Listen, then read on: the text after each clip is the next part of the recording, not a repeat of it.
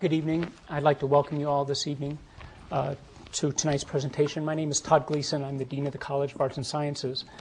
And as part of a number of sponsors of tonight's series, it's my pleasure to introduce all of you tonight to this program titled Policy, Politics, and Science in the White House, Conversation with the Presidential Science Advisors.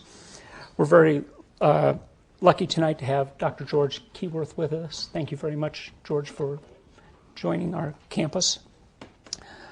This is a program that has been sponsored by the Center for Science and Technology Policy Research.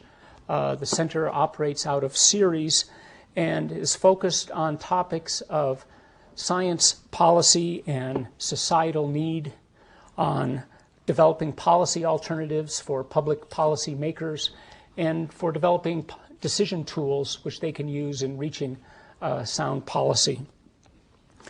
Programs like this inform not only the center, but those of us in the more general public as to the interface between politics and science. This program has been sponsored by a number of organizations. Those organizations on campus include Ceres, the Graduate School, the Office of the Provost, the College of Engineering and Applied Science, and of course the College of Arts and Sciences. Your host tonight is Roger Pilkey Jr. Roger is the director of the center and will interview Dr. Keyworth this evening. Roger earned his doctorate in 1994 in political science from the University of Colorado and worked for 7 or 8 years at NCAR as a staff scientist before joining our faculty in the Department of Environmental Studies and in Ceres in 2001. He is a fellow of Ceres. His dissertation was on topics related to global change policy, but he has written widely, co-authored and co-edited 3 books and a boatload of articles on a variety of topics related to atmospheric science and policy, weather policy and decision making, and more recently, some of the policies related to hurricane damage and restoration associated with hurricanes. It's a pleasure for me to introduce Roger and again welcome you all this evening. Roger? All right, welcome, and to many of you, welcome back. We missed you over the break. This is the 7th event in our year-long series, Policy, Politics, and Science in the White House. And again, I'd like to also welcome George J. Keyworth to the University of Colorado. In addition to the institutions that Todd mentioned, I'd also like to thank the Southwest Research Institute here in Boulder, the Colorado School of Mines in Golden, and Boulder-based ICAT managers for their contributions to making this series occur. Any event like this requires a lot of hard work and dedication from a number of individuals, and I'd like to thank 2 people in particular, Bobby Klein, who's the Managing Director of the Center for Science and Technology Policy Research, and Amy Naku-Schmidt, who's our Outreach Coordinator. And a few other folks I haven't mentioned have been very instrumental in making this event happen. I'm sad to say this is the second to last event in our series. The good news is that this was going to be the last event, but we have heard from Frank Press, who was the science advisor to Jimmy Carter, who declined our initial invitation for health reasons and feels strong enough to come visit us and is very excited to do so. And he's going to be here on April 11th. And he tells us in his correspondence that he's coming here to name names. So I'm not sure what that means, but I hope it's a sufficient draw to bring you back in April. We have a content-rich website, and I hope that you'll have a chance to take a look at it. It has all the videos from the previous Science Advisor visits, transcripts, background reading, and plenty of information if you're interested in policy and politics. And now let's turn to the main event tonight. As usual, we're going to have 3 parts to our series. First, Dr. Keyworth will give some prepared remarks. After that, we'll proceed with a short question and answer interview where I'll interview him here on stage, and after that we'll open the floor to your questions for Dr. Keyworth. So let me now introduce Dr. Keyworth.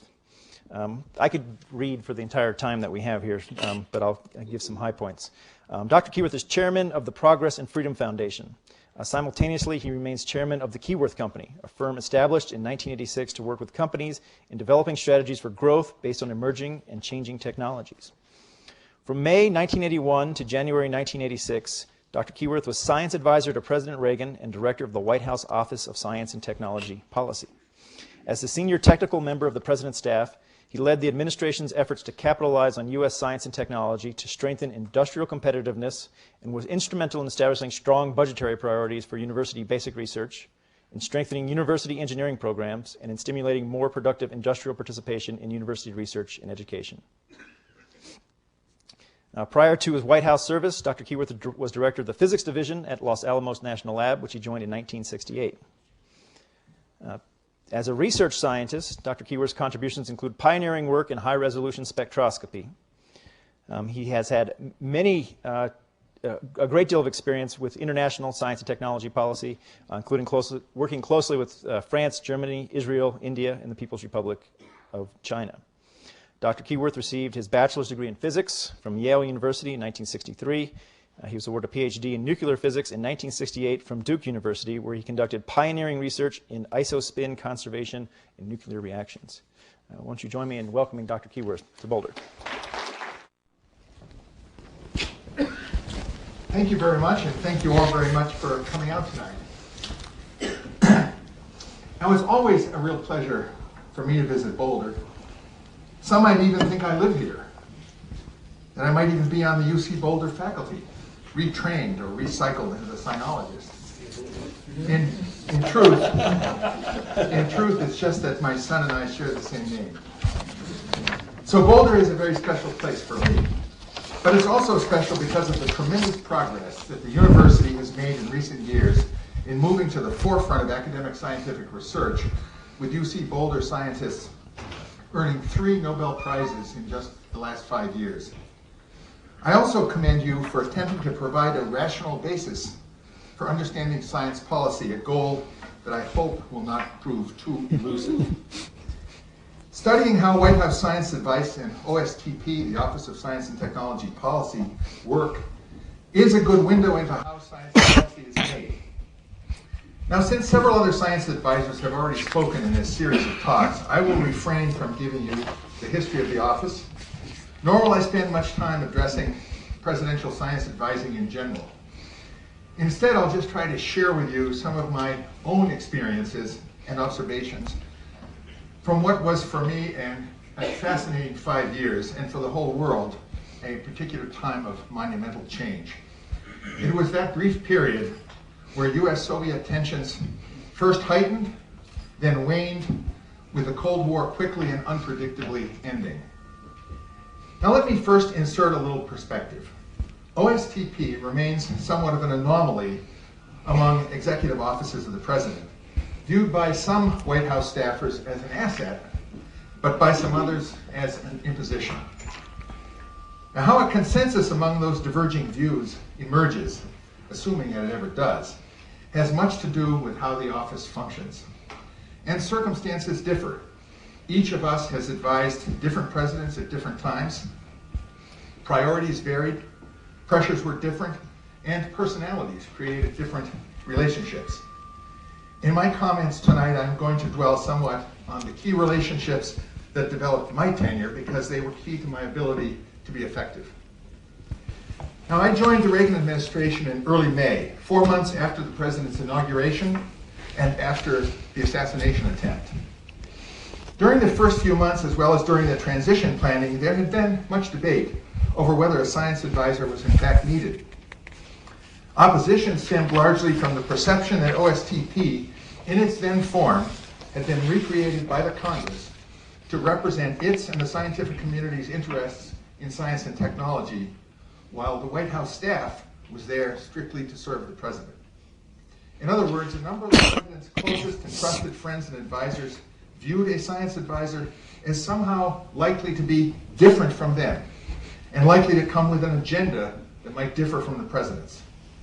The countervailing view, which eventually prevailed, was simply that since so many of the administration's top priorities, for example, defense, energy, and the changing economy, were deeply rooted in science and technology, that they needed a team member with competency in science. Without expertise on the president's policy team, the White House would be dependent upon the external agencies, and they would be even less certain to share the president's priorities. So, by the time I was invited to Washington as a candidate for science advisor, the debate was over, was resolved, and I sensed a real spirit of welcome. Now, in its first term, the process of policy development in the Reagan administration was conducted in a somewhat more centrally organized manner than in some administrations.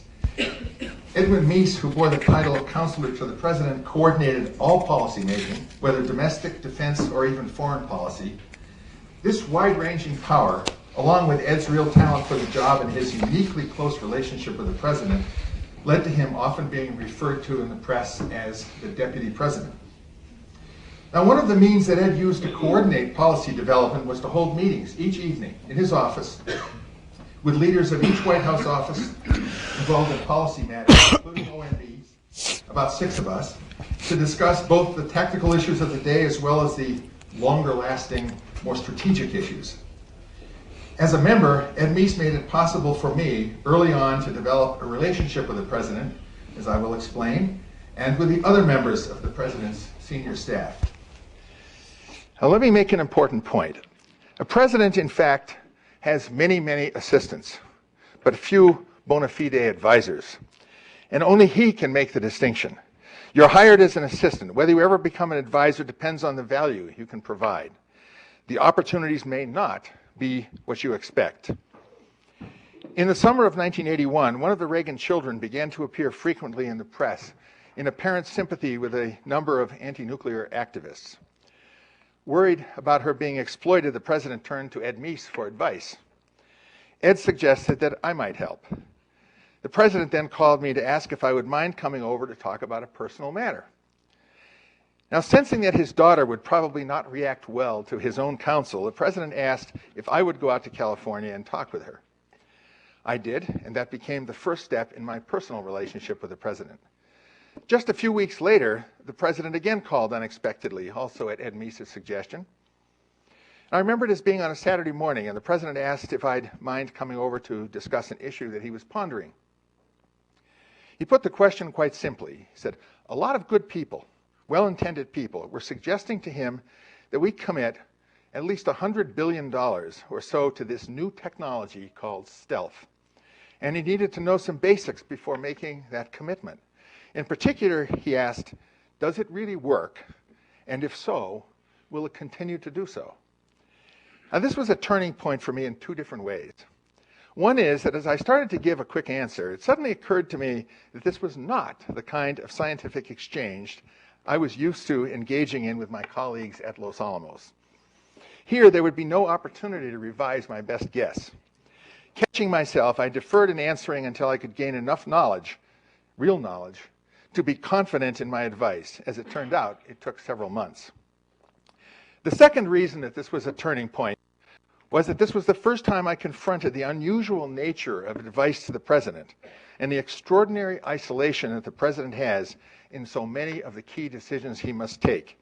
And I saw that vulnerability time and time again. Now, as a result of that simple question as to the viability of stealth and the challenge that responding to it entailed, we were able to develop within OSTP some substantial expertise in some of the more arcane and most sensitively classified areas of defense technology. In stealth, anti-submarine warfare, space-based surveillance, and other key technologies that underlay our defense modernization efforts, we became credentialed, and OSTP became a full member of the President's team. We were assigned a role both in advising on defense issues and in articulating the basis for those decisions on defense. In those years of the early 80s, clearly the administration's top priority was defense. As a result of the role OST played, I became a regular attendee of the National Security Planning Group, which is the pared-down version of the cabinet that dealt with issues of national security. Now let me stray here to comment on that initial concern that the science advisor might have an agenda separate from the President's.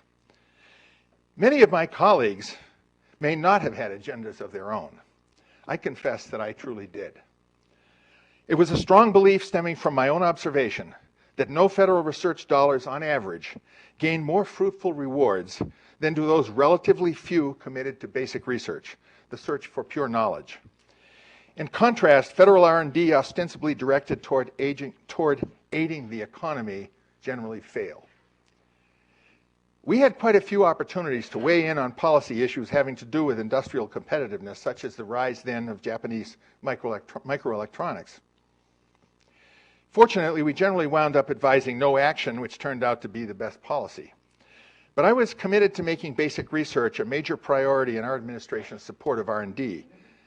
Now, while that may not have been initially much of an administration priority, it was absolutely consistent with the President's views of the proper role of government.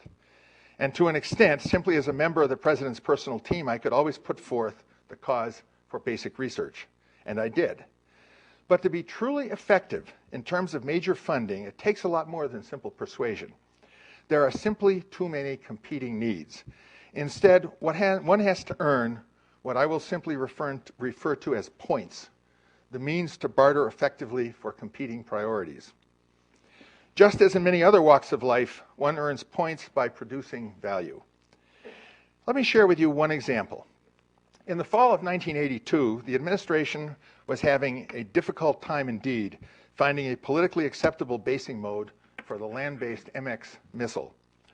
As the final link in the administration's program to modernize nuclear forces, and central to returning to more fruitful arms reduction negotiations with the Soviet Union, a lot hinged on solving this one problem. Many options were reviewed, a process in which OSTP played a prominent role. Finally, agreement began to emerge on a somewhat arcane concept called DensePack. However, controversy arose over just who would articulate the technically complex rationale behind the decision. Now, in an effort to resolve an impasse between the National Security Council, NSC, and the Pentagon, OSTP was asked to take on the task. It took months of effort by a good portion of our staff and turned out to be a particularly difficult task. In the end, we failed to win congressional support, but we did succeed in at least raising awareness of the importance the President put on completing the MX program, and that did pay off later.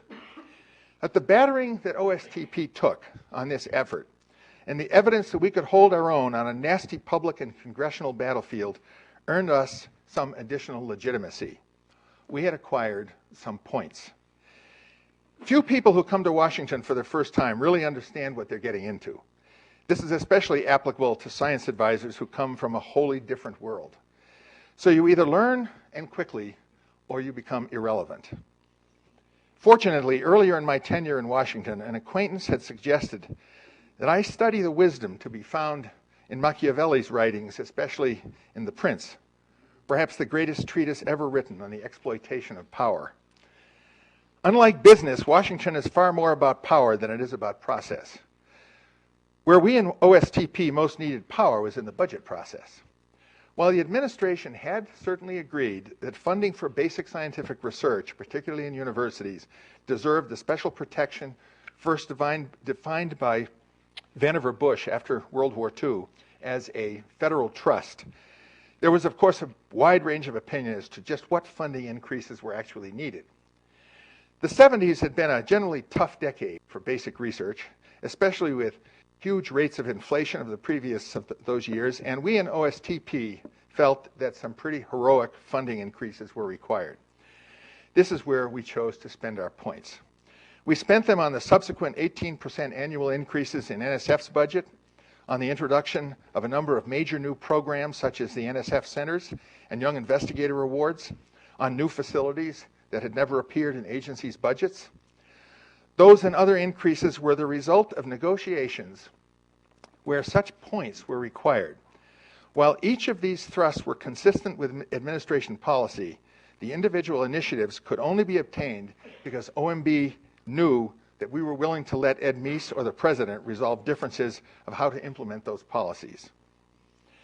Now finally, let me come to the single issue that most shaped OSTP in the Reagan years.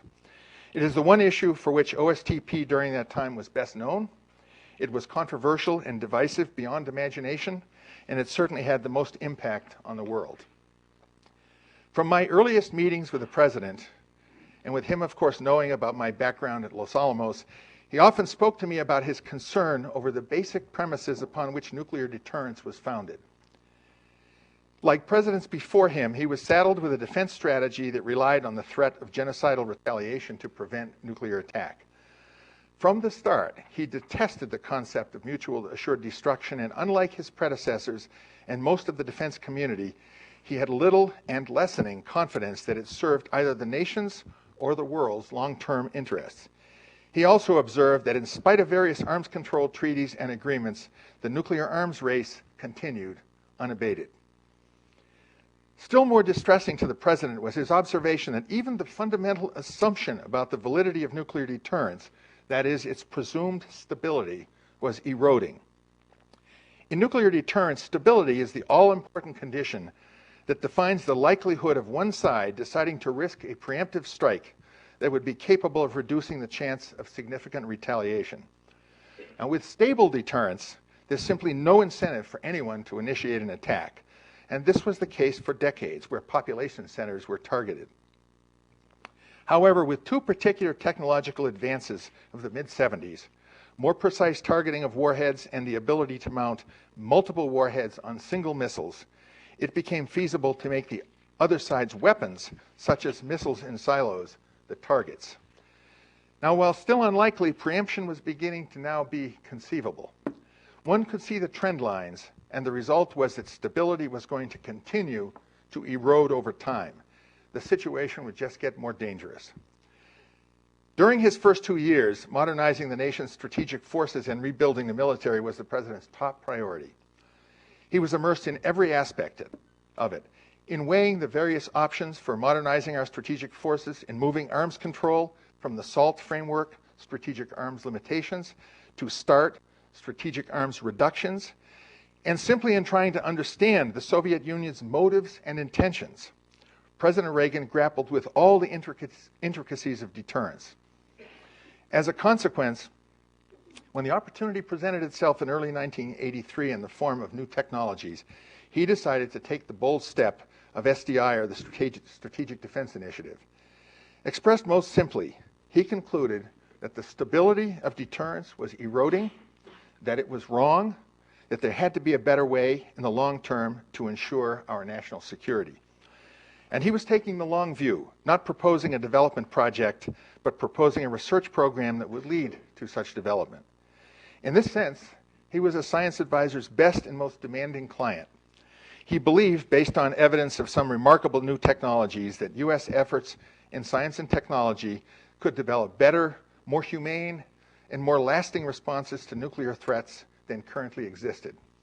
He challenged the science and technology community to make it happen, and he never wavered for a second in that determination. Well, what was OSTPs and my role in all of this?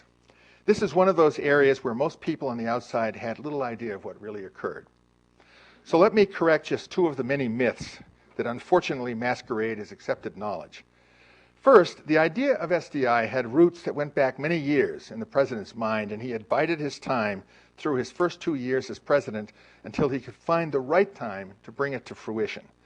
I know that because we talked about deterrence on many, many occasions.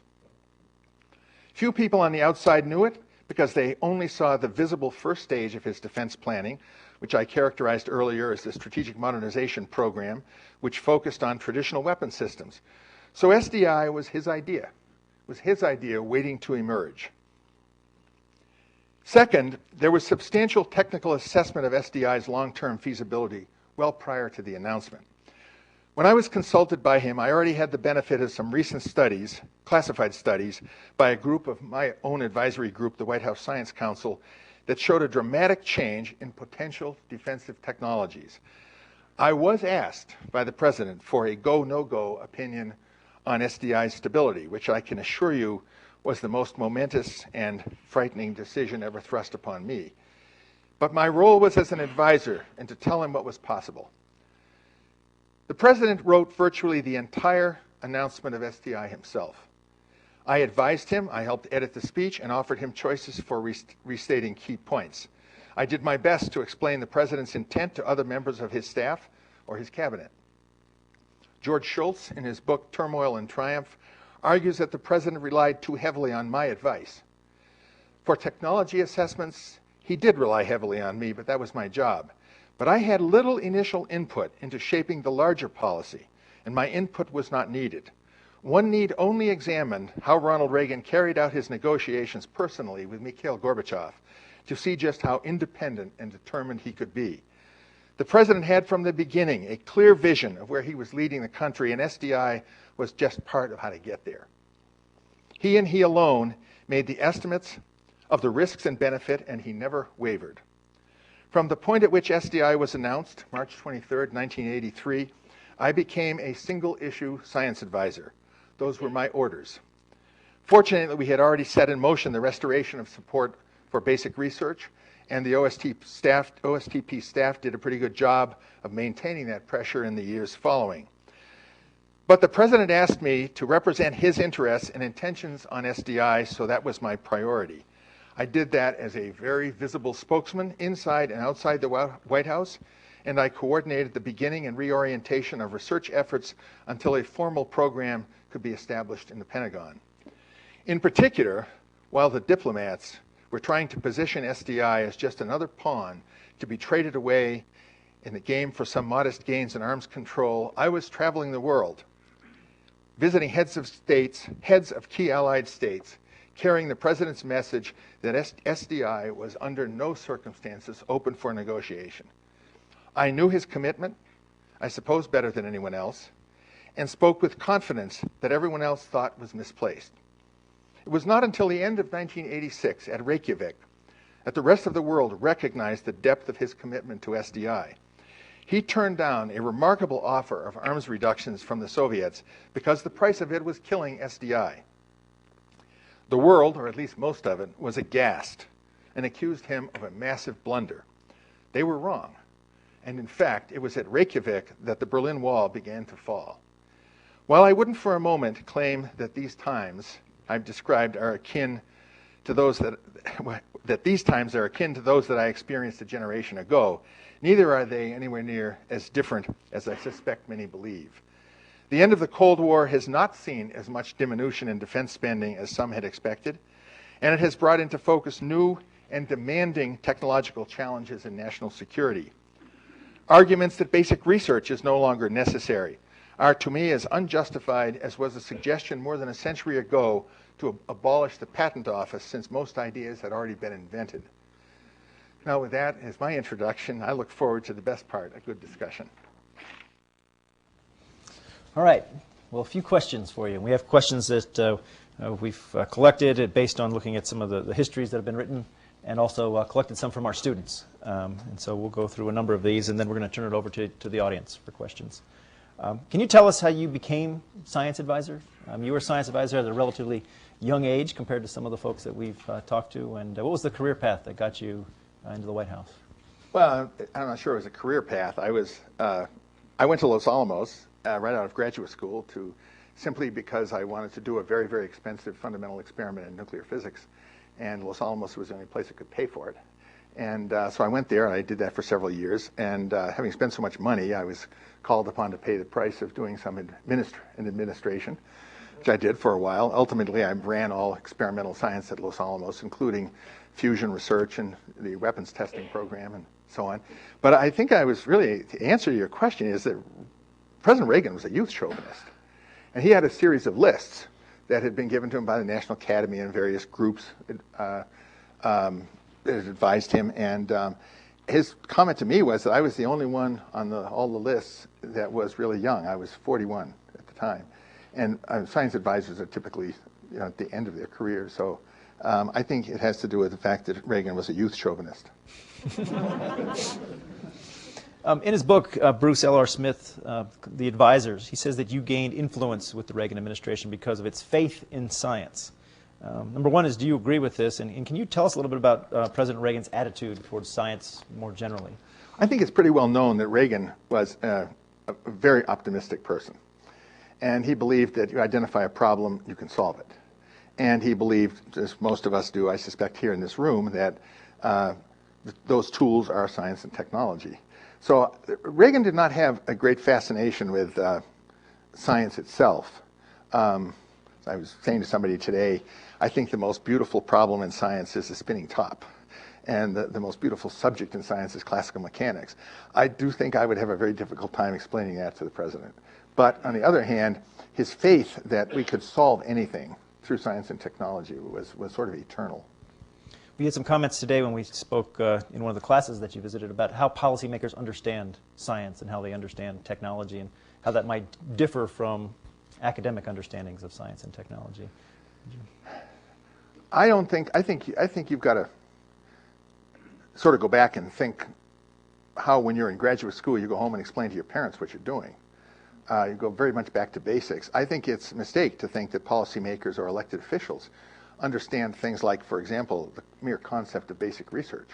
I watched somebody who had been a pretty prominent member of the House Science Committee for years come to Los Alamos once and define fusion research as basic research.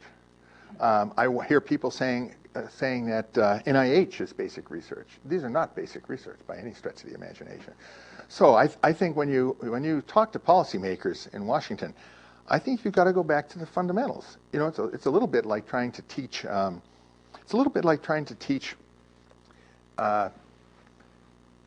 good physics class without calculus. You know, the trouble is you really have to know it because you can't hide behind anything. It's kind of the same thing. Also in Bruce Smith's book, he commented that you never really had the sufficient resources you needed to build a strong staff. You had to rely on officials borrowed from other agencies, and your staff had a lot of turnover. Again, was this in fact an accurate reading of the history? Funny thing, I wish I knew this fellow, but you know, this is a very interesting one because I confess to having made a mistake that lots of science advisors have made. I said in my prepared comments that most of us did not exactly have training. I did not go to your science policy courses, and I did not even quite know what the word science policy meant when I was made science advisor. So I did what I knew how to do. I'm embarrassed to admit this. I did not know anybody at the time who wasn't a physicist. And in Los Alamos, we had a very interesting class structure. As my son will remember, we were on a hill. And all the original housing allocations had been made by the government during the war. On the top of the hill lived the physicists. In the middle of the hill lived the chemists. On the bottom of the hill lived the engineers. I looked at this and I said, this is so distorted and so parochial that we moved out. Basically, I didn't want to raise my kids in that kind of an environment. But my point is this. I thought the only kind of staff I would have in Washington were first-class scientists. And, you know, that's not the way Washington works. And first-class scientists are first-class scientists, but they are not first-class operatives in Washington. So I very quickly learned that I needed staff. I needed people who could support me. The president didn't want to talk to anybody else in my office, and I had, at some points, a pretty large office. I found that the only place on earth where they train people really how to be staff is in the military. And there's a lot of PhDs in the military, thanks to Lou Allen Air Force programs 25 years ago.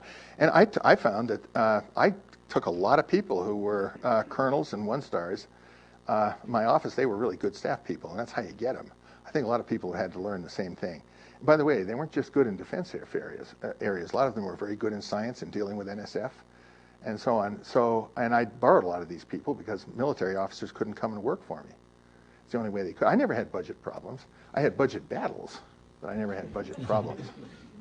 When Ed David, science advisor to Richard Nixon, visited, he told us about how President Nixon got rid of the position. And subsequent to that, Congress wanted to put in the Office of Science and Technology Policy. Could you talk a little bit about how you perceive that the position changed during that process from being an advisor to the president to a congressionally mandated office? In my case, I don't think any one science advisor can tell you a lot about other science advisors. Ed David was on my advisory council, so he knows more about me than I know about him. He's a good man, by the way, but there's no question that the original science advisor did not have to report to the Congress on the state of science or the state of basic research or anything else. And I have testified hundreds of times on everything from topsoil erosion to the health of universities and every subject on earth. I never had any idea I knew so much. But anyways, you wind up having to do this.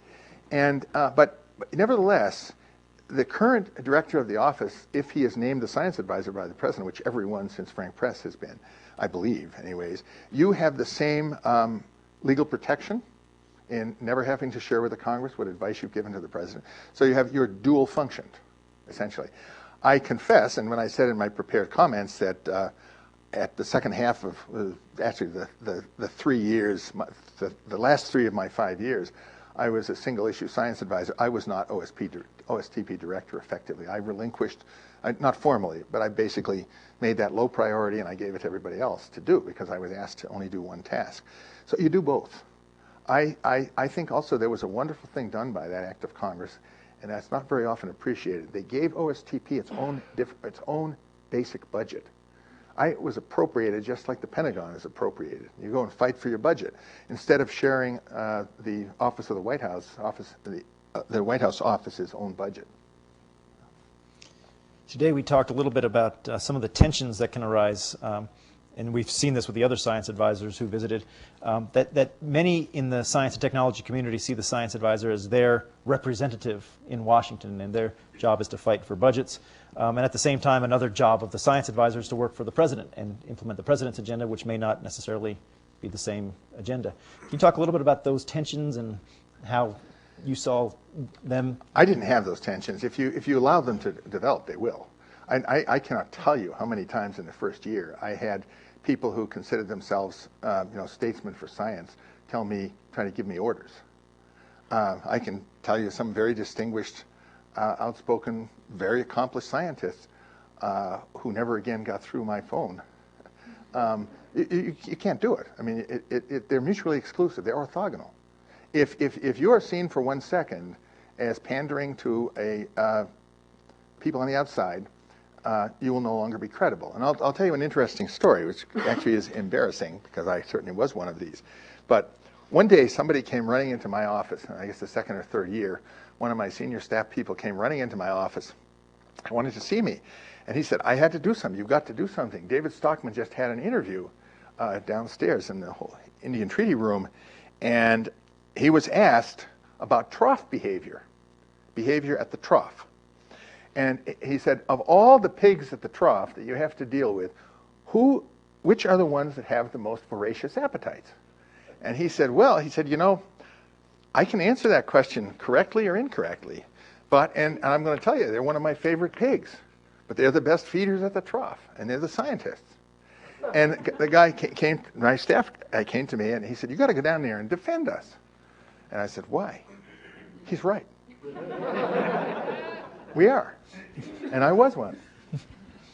Well, in your efforts to manage the federal budget during the time when the Reagan administration was trying to limit budget growth, you tried to implement excellence as a criterion for evaluating research projects rather than, say, an across-the-board budget cut. Could you talk a little bit about your views on how well that succeeded and the role of excellence in evaluating research projects across different agencies? I'll tell you how I think it worked to this extent. This is a cop-out, but it's true. The place where excellence is pretty much protected is in basic research. I mean, academic research in science, that's all I can speak of, is a pretty hallowed meritocracy. And it's pretty intrinsic to the system. And I'm not talking about the peer review system or anything else. It's intrinsic to the ethics and why people go into science. And what we did was, our predecessors, every administration is a reaction. Our predecessors, the Carter administration, had to deal with some tough energy problems, and it started to put a lot of money into energy programs and into the economy. And by the time we came into office, it was decided that this was not going to continue. So basically, by the time I got there 4 months later, we had some huge cutbacks in energy programs in particular. And so it was very easy to sell a big increase in basic research because it was small potatoes compared to some of these big industrial projects. And so I guess I pushed for this because I was really concerned about the erosion of excellence in basic research. That was my motivation. I started seeing things like the Isabel project, a big particle physics project that was pushed for Brookhaven National Laboratory on the basis that the East Coast deserved its turn. Now that's mediocrity. That's not excellence. Excellence is not about regional distribution or being fair or anything else. It's about merit. And so I gave my first speech ever at the National Academy, and I talked about the erosion of excellence in science. So I came with that philosophy, but the reason I think we were able to make it work wasn't because I was so smart. It was because we focused on basic research where excellence is intrinsic. Well, if I might get you to comment, I would bet, all right, at the time now that the President is working his way through the State of the Union, and some of the buzz has been that he's going to talk about the new National Research Council report titled Rising Above the Gathering Storm, which is about U.S. competitiveness, and talking about a new initiative of which there's a number of congressional bills to stimulate research and development in the U.S. Given your remarks about directed spending from science and technology to stimulate economic growth and so on, what are some general comments you might offer on the sort of expenditures the government might make to help the economy in the area of science and technology? I'll make a negative comment, then I'll make a lot of positive ones. The negative comment is the National Academy and NRC have done some marvelous studies, and they were a very powerful tool to explore problems for me. They know absolutely nothing about the economy and industry and competitiveness. So I'll make that negative comment. Number two, I think you got to remember a few basic rules. And one of them is that there's a history of what governments do well, not just our government, but all democratic governments at least. Basic research, which is very much an American concept, has been a 50-year success story, 60-year success story. That's all I can say. It's been enormous return on the dollars for any way you want to measure it. It's just been a superb story of glory for this country. It's resulted in extraordinary talent. By the way, it's not just educated American people, it's educated the world. It's a great success story. I would basically make the argument that every attempt to try to stimulate a more competitive position in a given area of industry is constantly focusing on yesterday's loser. And you never pick the ones that are emerging. There is an enormous amount of money in this country in industry to drive winners. And by the way, American competitiveness, the others are beginning to compete. But I ask you, when you ask yourself either the strength of our economy, the strength of our high technology economy in particular, there is no longer a question of who's number one. I ask you the tough question is who's number two. That's how far ahead we are. So I'm not really terribly worried about it. But the third thing I wanted to say is that where the government has had a huge impact and a very beneficial impact is when it acts as an enlightened customer.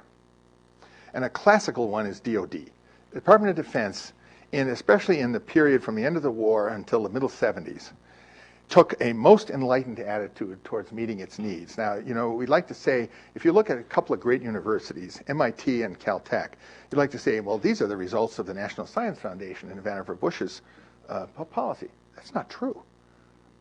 MIT was built by the Air Force, and Caltech was built by the Office of Naval Research. And the DOD was not investing in people. They were investing, in education, excuse me. They were investing in making sure that the body of talent that they needed to meet their very comprehensive requirements were there across the board. And so for a while, they were a very good customer. Now, times have changed because most technologies are much more dual use than they were in that particular 30-year period. Everything's becoming digital, and everybody's digital, and suddenly the inside of a submarine doesn't look very different from my desk. In fact, actually, being a director of Hewlett Packard Company, my desk is a lot more sophisticated than any submarine is. But seriously, I think you've got to look. The government can be a heck of a stimulating customer through DOD, through NASA, through Department of Energy, through all of its legitimate facilities, NOAA, NCAR, all of these can have strong economic impact by creating a demand to stretch. The space program has had its high points. Now it's low points, but now it is at its low point, but it has had its high point where it's helped to stimulate the economy.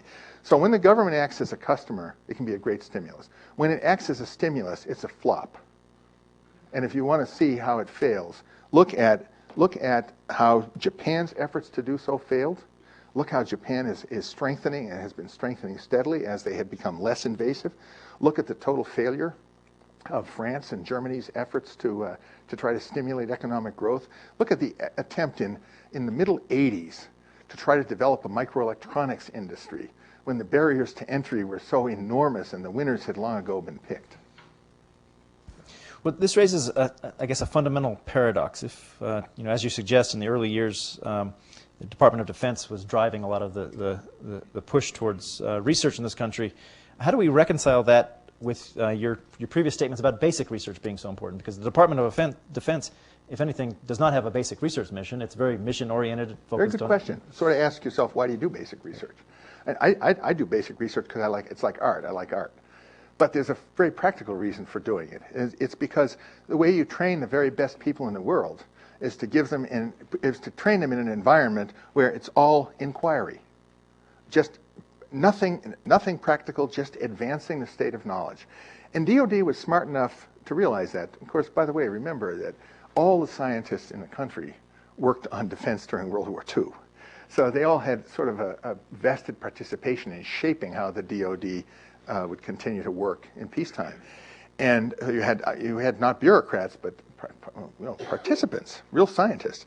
And they supported those universities because they wanted the world's best talent out of those places.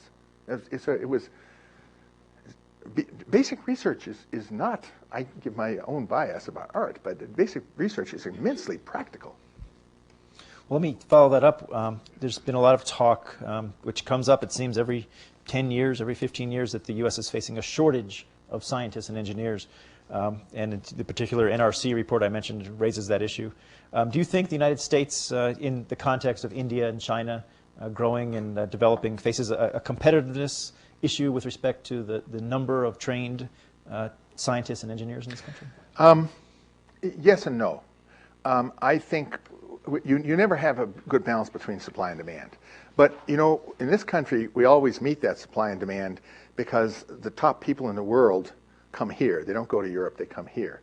I read a projection last year in The Economist that said that over the next 50 years, they expect that 80% of the educated immigration in the world, flowing generally north, will come to the United States and 20% to Europe. So we are a very appealing place for one reason or another to these people. And so I'm not sure all of it is education. Some of it is the quality of parenting that we do in this country, by the way, but it's not all institutional. But we constantly have a renewal, and it is the source of America's success. There's no question about it. All you have to do is go to Silicon Valley. I used to get beaten over the head when I was science advisor constantly by congressional committees, not science committee. I mean, everybody. I was fair game for anybody on the same subject of why was it that at MIT, for example, if you look in the graduate school, the top 4 people were Chinese, and you had to get down to the 5th person before you found a single American-born person. I gave him the same comment. That number 5 was a lot better than he would have been if he hadn't had those first 4. Maybe we can return to the issues of competitiveness when we talk with the audience. I do want to turn to a couple other subjects before I let you off the hook here. The space station program had its birth, I guess, during your tenure, and a few of your comments, I think, were that we pulled out were remarkably prescient, I think, with respect to the station. You said, quote, that you had yet to see competitive, well thought out plans, not only for what the space station would look like, but what it would do. You called it a motel in the sky and a lead balloon. 23 years later, the director of NASA, Michael Griffin, acknowledged that the space station was probably a mistake. What are your thoughts on space policy, both during your tenure, how the decisions were made, and where we are now and where we might be going? And that could be an hour or 2-hour lecture, but... I'll tell you pretty fast. I think the space policy that developed the Apollo project was a stroke of genius. There were a few very, very visionary people, and President Kennedy was part of it. George Low, the administrator of NASA at the time, was part of it, and they were absolutely brilliant. And there's never been a sound space policy since. And by the way, I'm as guilty as anybody else in that process. Space policy was on my plate for the first several years of my term in OSTP, and I basically staffed it to someone else. It was not the number one thing on my plate, but we blew an opportunity on two fronts. One was we were successful in delaying the space station for 4 straight years. It was only the second election that you give everything to everybody. And the people who managed the election are the ones who decided finally that the president was going to start talking softly about the space station. But we never put the president never said a good word about the space station. We didn't put anything other than barely study money in there, and I went out constantly and said bad things about it. You're right. So we stifled it for quite a while. But the other thing was the shuttle. The shuttle was, you go back and look at the literature in the middle 60s, the scientific community was largely violently opposed to the space shuttle. The space shuttle was a product of the military-industrial complex who had this 50s era technology that they wanted to get out in the marketplace, period. And the shuttle has been a disaster, not just because of partly because of the tragic losses of civilian life that occurred, which was a gross misjudgment to ever think of putting a civilian in something that is much more dangerous than a test military aircraft. Number one, rocket is an accident waiting to happen, is a quote I remember. Number one, so we should have developed at that time a single stage to orbit launch vehicle, and it's something we're not going to have a space program until we do it again. We did Skylab in the 70s. The space station is just a repeat of Skylab. American people look at the space program, they look at every shuttle going off, and they think, this is America at exploration. This is American technology putting the forefronts. This wasn't American technology pushing the forefronts. This was 60s technology being subsidized. We could have done this manned Mars mission. I mean, I was all enthusiastic about the manned Mars mission throughout my entire 5 years. It was clearly the thing to do. It was a challenge. It was a stretch. It was exciting. It's something that we could do. And the manned versus unmanned argument, any scientist will tell you don't need a man, but we work for the American people, and they're the ones paying the bills, and they want man. So we're going to have man. I think it's perfectly rational. It's the way it should be. And we'll do it. By the way, I don't think we'll do it in this administration. I don't think they have a plan. I don't think it's a high enough priority. There's got to be a plan. I mean, you got to say, is the moon or an Earth orbiter going to be the launch point? How are we going to do this? And you've got to give some rationale for it and build up public support. Sell it to people. Make it serious. But we have not had a space policy for a long time. And I think the American people like space research and space exploration. Today in class, you had some comments about NASA sharing a human spaceflight mission and a basic research space science mission. Could you say a little bit about the wisdom of that combination? I mean, most of NASA's history, they have done basic research only when it was, pardon the expression, crammed down their throats. And once in a while, that's worked. I had one favorite experiment, the detection of gravitational radiation, which is a beautiful experiment. It was successful. I practically told them we'd replace the administrator if they balked on it. And it was that hard to get it down their throats. But it was, by the way, it wasn't that expensive. It was a few $100 million. And it was a single issue. But NASA is a creature of the military-industrial complex. And in fact, as I said to you today, and I'll say it more openly, we will never have, in my opinion, a successful manned Mars mission in NASA. It's going to have to be built in Agency Alpha. We'll never do it in NASA. NASA is like a child that got spoiled and it turned rotten. There's a lot of space scientists and others in the Boulder community, so maybe that's another topic we can return to. 20 years ago, when I said things like that, I was radical. But I don't think I'm very radical anymore. There are not many people in Congress who will stand up and defend NASA anymore. We've asked all of our science advisors to comment on the allegations that the Bush administration is a serial misuser of science, that they engage in the politicization of science. And I wonder, to the extent to which you've been aware of that, a number of science advisors have been asked to sign on to statements and so on, and what your thoughts are about the Bush administration and the buzz that surrounds. Well, first, let me say, there are a lot of things the Bush administration does that I don't like, but I think that's just unadulterated nonsense. Jack Marburger is an extraordinarily honorable man. He's a man with a long built-up reputation. I know him personally. I respect him tremendously. I give you one example. I mean, the position that he took on, I can hardly say the word. It's hard for me to even say it. Intelligent design was a man of instantaneous honor. He is, and I think it's just politics. All right, a few questions I promised I'd ask for our grad students, and then we're going to move to the audience questions. What do you think the most positive benefits are going to be from the rise in India and China's science and technology capabilities? Talents and market. I think American industry and technological capabilities will continue to be driven by Indian scientists. Probably, we started with Chinese scientists first, and probably for a while it'll be more Indian scientists than Chinese. I think you're going to see big markets develop in both countries for our technology. I think these ridiculous discussions, economically ridiculous discussions about outsourcing, taking American jobs and so on, is just plain foolish. What we're doing is moving out the jobs that don't pay enough to support our quality of life, and we're moving them to poorer, much lower cost economies. So I think it's just the healthiest thing in the world, besides the fact that the only way you're going to turn corrupt, and India is pretty corrupt, and that's not what we think of as a democracy, and totalitarian regimes such as in China, the only way you're going to get the power of distribution, of economic pull, to stretch them away from centralization is through economic growth. I think this is all incredibly healthy. I think China is a long-term big problem, by the way. I think we can't. I've spent a lot of my life dabbling in China, and I have lots of Chinese friends, and I hugely respect China. My son is a sinologist. But China's a big risk. If we play that one wrong, it can be very dangerous. India is a much less of a problem.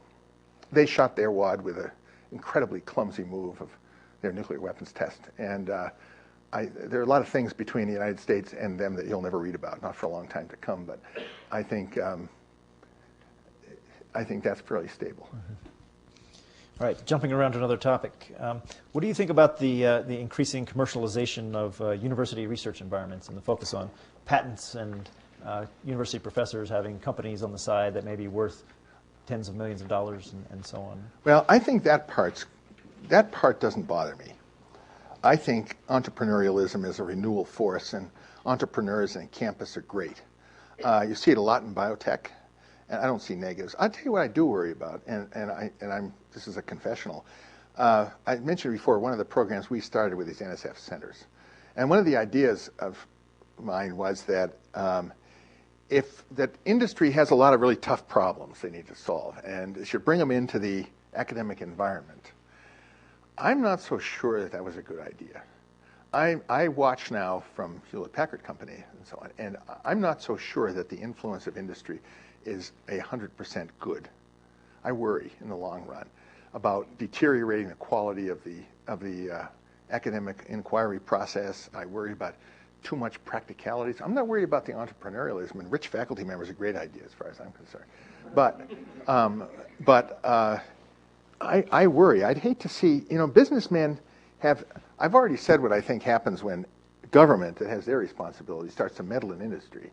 It's bad. Well, I think industry doesn't really, they want to hire the best possible students, but they don't really understand how to train people. I'll say this categorically, I don't know a businessman, and I know a lot of businessmen, and I worked with lots of them when I was science advisor. I don't know a single one who understands basic research. The whys and wherefores and so on. So I caution you here. Yeah. It's been a while now, but it keeps coming up in discussions and science policy discussions, and that's the termination of the Office of Technology Assessment, which was a congressional staff agency. What were your views on the termination of OTA? Mixed one. Bob Walker was a very, very close friend of mine. We co-authored some things and asked me a lot of advice on this, and I was lining up somebody to run that office for him. I think on average it was probably a mistake. I don't think OTA was a very effective office. I don't think it had the kind of skills that the National Academy and NRC does. I don't think that it was always as independent as it could have been. But nevertheless, I think it was a net plus. So I think it should have been fixed rather than and strengthened rather than removed. All right, my last question. In today's context of political and policy issues related to science and technology, what advice do you have for scientists, students, academics that you're talking to tonight, government scientists, others, about engaging in the political process and understanding policy? Well, I already said one thing, which is I think you gotta when you're selling to somebody, you gotta put yourself in their shoes, not sell them your goods. We scientists always trying to do that. But I'm going to say something I've said to several other people today in our discussions. I think we're entering into a different kind of period of science policy than we're used to. I think we're entering into a lot of problems that are going to take 30 years of public debate. And I pick a number because what I mean is many, many administrations. We know how to solve problems of ignore defense and you fix it in 8 years. And I think we do a pretty darn good job of responding to diseases, for instance, and so on. I'm not worried about things like that. I'm worried about big, huge problems that are multidimensional, complex systems, effectively. I'm worried global warming is one of them. I think there are social issues that are technological that are going to arise. I can't define them yet, but I think they're inevitably going to arise with genetically tailored solutions for medical problems. I think we're coming at a whole bunch of problems that are going to require a fundamental educated national debate for a long period of time. And I think we used to do it pretty well. I don't think we do it very well anymore. And I think you guys, universities, are part of the problem. I think this whole concept of political correctness on a fundamental complex debate is just plain cowardice. And I mean, the issue of global warming, is not an issue of real men save the world. And some people care about the future and some people don't. There's an extraordinarily complex set of causalities there. We don't understand them yet. We started a program in our time. By the way, it was lucky. Don't believe me, we didn't have the vision to do this. But that's the Earth Orbiting System, EOS. This is a system to collect data from, not just from satellites, from Earth-based systems and to assemble a massive database. This is the day of data mining, of ability to simulate anything. And we can crack this nut, for sure. But we're not going to crack it by saying real men sit here and wimps over here, or selfish people here and unselfish people here. So this political correctness that has crept into universities is a plague in trying to help drive this kind of constructive, long, enduring public debate. Right, and with that, we're going to turn it over to you guys. Questions. And just so, for those of you who haven't attended the other 6 events, we are taping this, so we're going to have to repeat your questions. So we're going to ask for concise questions that can be easily repeated. Either Dr. Keyworth or I will repeat the question. So right here, that's the first. So the question is what Dr. Keyworth sees as the greatest issue going forward between the U.S. and China in their shared relationship. It's one problem, war.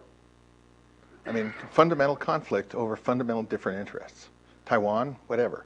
And it's got to be avoided at all costs, and it can be avoided at all costs. I think that the overlap that we have with China is huge. That is, I'm talking about shared interests. I think that China has benefited unbelievably from its opening to the West through activities that were initiated in the Nixon years. They've benefited hugely. But there have been some very tough times. China, I'm not an expert on the balance of what's going on between the military and the civilian government in China, but it's pretty complicated. And that incident that happened 5 years ago, with shooting down our intelligence airplane was that kind of thing has triggered wars. And Taiwan is a very touchy thing. So we got to manage something at very high priority. We've got so many people in the State Department 15 years later who still are Sovietologists. And one thing you got to remember about Sovietologists, first of all, they never did anything right. They never predicted the fall. They never said that the Soviet Union could fall. They never got into the heads of the Soviet Union. So when Mikhail Gorbachev was born, was in place, for example, he was a total foreigner to them all. So they weren't even a successful academic discipline. And secondly, they view a world that no longer exists. And what we need is a much stronger body of talent who understands China. I think China is much more complicated to deal with than India. And so I think we have to, make it a very high priority, and we've got to develop a lot of skilled people. So the question was to ask Dr. Kiewert to reflect on Ronald Reagan's views on alternative energy research and where we might be and where we're heading. Well, my own opinion is that if we had continued to subsidize things that were not economically feasible, we would have been disincentivized from trying to find alternative energy sources that were more economically feasible. We continued to invest a lot of money in the Reagan years in some technologies, but what we were not trying to do was to subsidize well-known technologies. We think the government, President Reagan felt that the government should invest in research, in new ideas, not in pushing uneconomically viable energy sources. So where do I think we'd be? I think we'd be much farther behind than we are right today if we had continued to push a lot of those subsidized alternative energy sources. And the second question is, where do you think we're headed? I think we're headed into an area where, I think we're finally at the point where we're starting to see a lot of environmental groups beginning to support nuclear energy as a temporary 100-year solution to some of our needs. I think we're going to, I heard otherwise today, but I think that hydrogen is going to start to be a much more important technology in lots of different areas. By the way, I do think that hydrogen as a fuel can be very valuable in a lot of areas. We're not going to build a single stage to orbit vehicle, for example, without improving a lot of our hydrogen technologies. Whether we build a complete hydrogen infrastructure or not, I don't know, but hydrogen is actually liquid hydrogen is much less volatile than gasoline is. So, it's not that scary. I think we're reaching a point where people realize we got to do something. There's not a whole lot of incentive, when you've got gasoline selling at $1.25 a gallon. You may think it's strange for a libertarian like me to say this, but I'm all for a huge gas tax. I think it's the only tax I can think of that I like. Because I think a gas tax would just increase the incentives. So the question was, to what extent Edward Teller was involved in the SDI discussions? Edward Teller was, of course, my mentor and my friend and everything else, and he was very much involved in the discussions on my science council.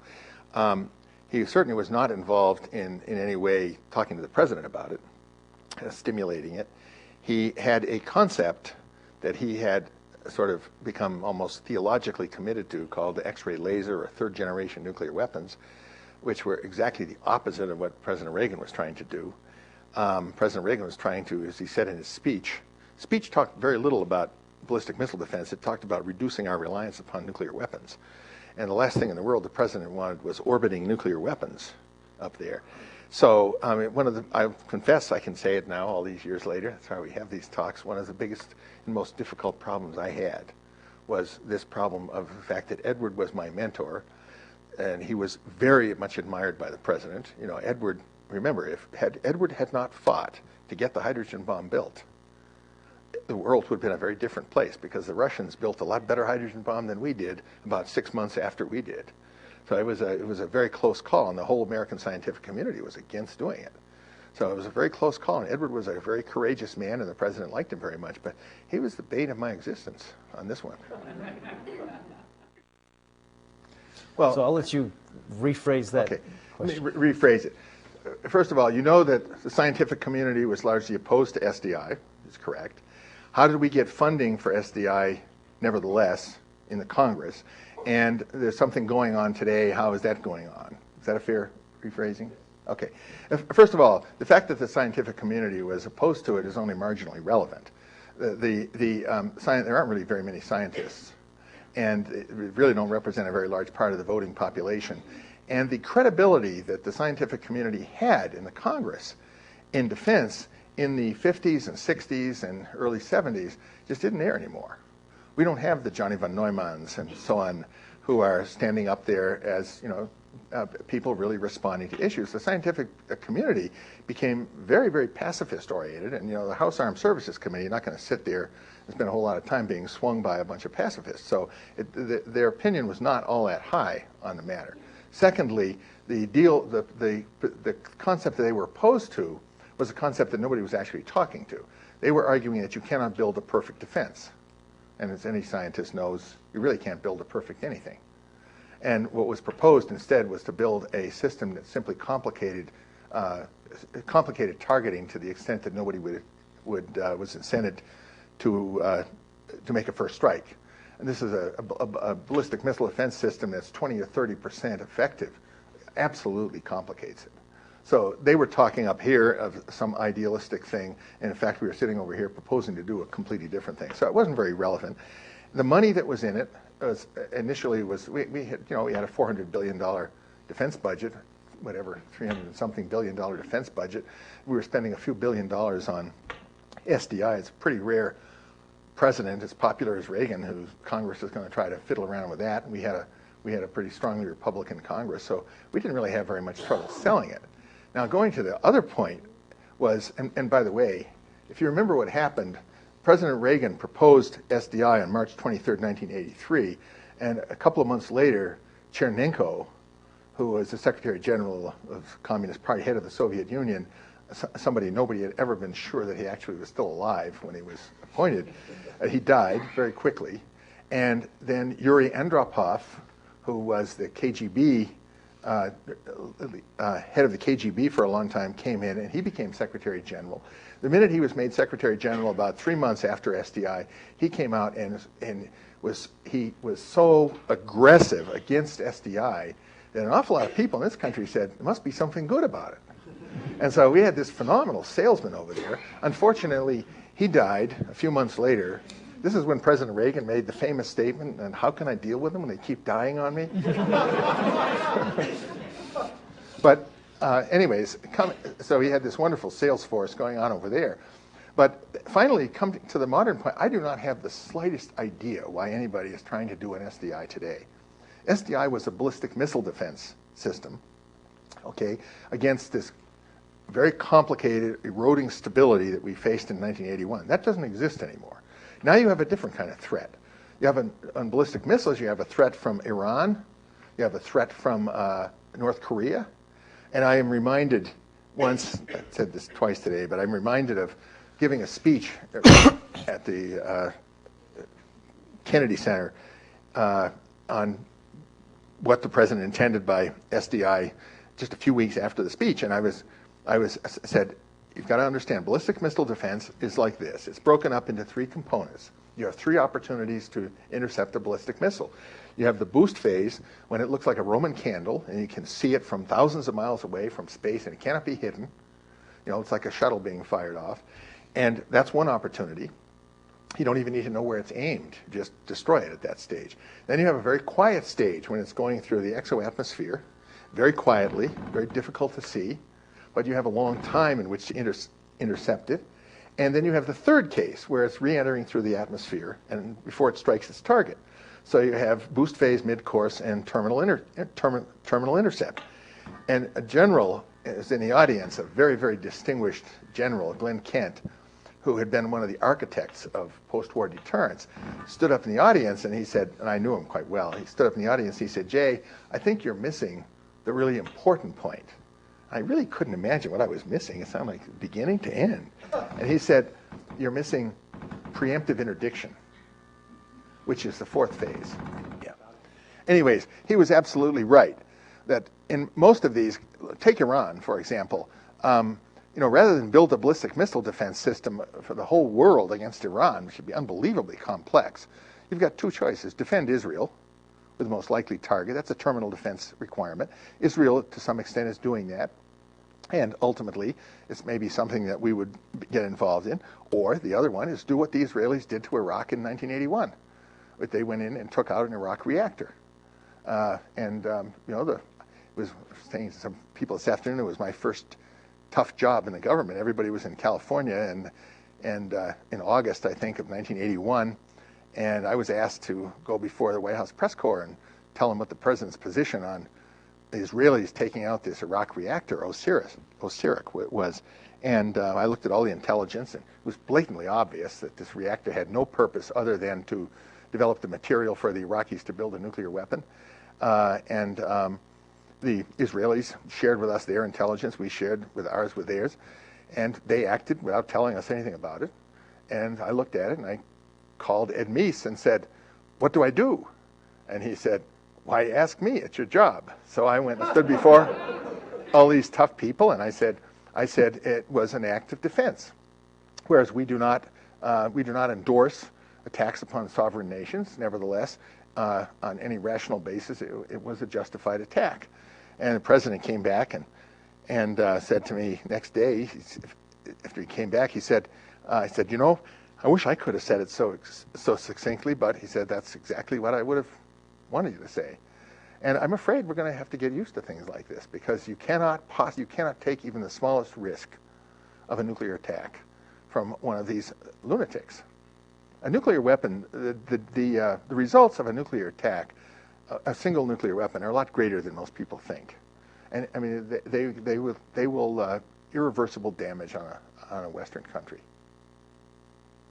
So, and bottom line, the SDI things that they're talking about in the Congress today, I don't have the slightest idea what that stuff's about. They are not defining a practical challenge. You cannot protect the United States. The land area is too big. You've got to develop a boost phase intercept capability, or you've got to take it out through preemptive interdiction. You cannot do area defense over an area as large as the United States. Yes, you could protect this campus. You could protect part of Colorado, but you cannot protect the United States with any technologies that we know. So this is a case, every time I've ever been asked to testify in the Congress on early stage deployment of SDI, I've always denied going up there, because we don't have anything to deploy, and we don't have a challenge well defined. What would I advise if I were the science advisor in this administration to the president and his team on the subject of global warming? Okay, I'll say a little bit, but you know, I have to confess to not being up to the state of the art right now. When I was in there, I started this National Academy study with Bill Nierenberg chairing it. And we kept track of it and kept it going for 3 years. And I had a constant feed with people's thinking on it. I'm not up to that kind of speed anymore. But I still think there are huge uncertainties in the science that we don't have. I would be pushing very aggressively that we invest and strengthen the database that we have. We've got to understand a lot more about what is going on in the oceans. We've got to understand a lot more about what possible solutions there are. And I'd want to have it be a constant study of discussion. Let me give you an example. In our administration, one of the most exciting, I know it sounds horrible, but one of the most, from a scientist's point of view, one of the most exciting challenges that came up was HIV. Scientifically, it's an unbelievably interesting problem. And we had constant bringing in of 10 or 12 of the leading scientists in the world and sitting down with the president for 2 hours at lunch and just talking about nothing except what had happened in the last 12 months in human virology and immunology as a result of this study. And I think you've got to have that kind of a debate going on. By the way, I don't know what's going on. I think it's a pretty reasonable priority for Jack Marburger. Yeah. Let's take one more question. How about privatization of space technology? I already told you that I don't think NASA can cut the mustard in developing a meaningful space program. I would love to see some real privatization take place. I think the single stage to orbit vehicle is a marvelous opportunity, as I'm just not at all sure that Boeing and Lockheed are the place where that's going to get done right. There's been some marvelous new things done, as you know, by Burt Rutan and funny people like that. So I kind of like that idea that came up some years ago, put out a big prize. But certainly you can do you could do in a new agency what the Department of Defense has slowly learned how to do, which is to go out and sort of incubate new companies. I mean, the company, for example, you turn on the boob tube, the television all the time these days, and you're seeing these missions like last week.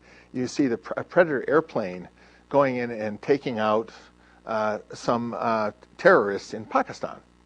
And you saw them take out the perpetrators of the USS Cole incident. And so on. That Predator airplane wasn't exactly built by Lockheed, nor was it built by Boeing. It was built by a little company called General Atomics. And I think the space program needs to do two things. I think it needs to do some startups, some people with no installed base, no bad blood. And I think you need to do your best thing you can to stimulate privatization of space. But can't fool yourself. You're not going to solve this problem by pure economics. You need some new institutions. Right. With that, why don't you join me in thanking Dr. Keyworth for a wonderful evening.